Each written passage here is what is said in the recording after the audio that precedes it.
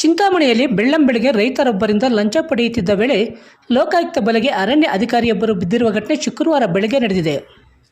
ಚಿಂತಾಮಣಿ ಶ್ರೀನಿವಾಸಪುರ ಮಾರ್ಗದ ದೊಡ್ಡಗಂಜೂರು ಸಮೀಪ ನೂತನ ಪೆಟ್ರೋಲ್ ಬಂಕ್ ಸಮೀಪವಿದ್ದ ರಸ್ತೆ ಬದಿಯ ಮರಗಳ ಕಟಾವಿಗೆ ರೈತರೊಬ್ಬರು ಚಿಂತಾಮಣಿ ಪ್ರಾದೇಶಿಕ ಉಪ ವಲಯ ಅರಣ್ಯಾಧಿಕಾರಿ ಧನಲಕ್ಷ್ಮಿರವರಿಗೆ ಅರ್ಜಿಯನ್ನು ಸಲ್ಲಿಸಿದ್ದರು.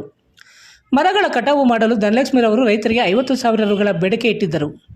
ಶುಕ್ರವಾರ ಬೆಳಗ್ಗೆ ಪ್ರಾದೇಶಿಕ ಉಪ ವಲಯ ಅರಣ್ಯಾಧಿಕಾರಿಗಳ ಕಚೇರಿಯಲ್ಲಿ ಉಪ ವಲಯ ಅರಣ್ಯಾಧಿಕಾರಿ ಧನಲಕ್ಷ್ಮಿ ಮತ್ತು ಕಾರಿನ ಚಾಲಕ ಮಣಿಕಂಠರವರು ರೈತನಿಂದ 15,000 ರು ನಗದು ಹಣ ಪಡೆಯುತ್ತಿದ್ದ ವೇಳೆ ಲೋಕಾಯುಕ್ತ ಎಸ್ಪಿ ಆಂಟೋನಿ ಧ್ಯಾನ್ ನೇತೃತ್ವದಲ್ಲಿ ಡಿವೈಎಸ್ಪಿ ವೀರೇಂದ್ರ ಕುಮಾರ್ ಮತ್ತು ಸಿಬ್ಬಂದಿ ದಾಳಿ ಮಾಡಿ ನಗದು ಹಣದ ಸಮೇತ ಉಪ ವಲಯ ಅರಣ್ಯಾಧಿಕಾರಿ ಧನಲಕ್ಷ್ಮಿ ಹಾಗೂ ಕಾರಿನ ಚಾಲಕ ಮಣಿಕಂಠರವರನ್ನು ವಶಕ್ಕೆ ಪಡೆದು ತನಿಖೆ ಮುಂದುವರಿಸುತ್ತಿದ್ದಾರೆ.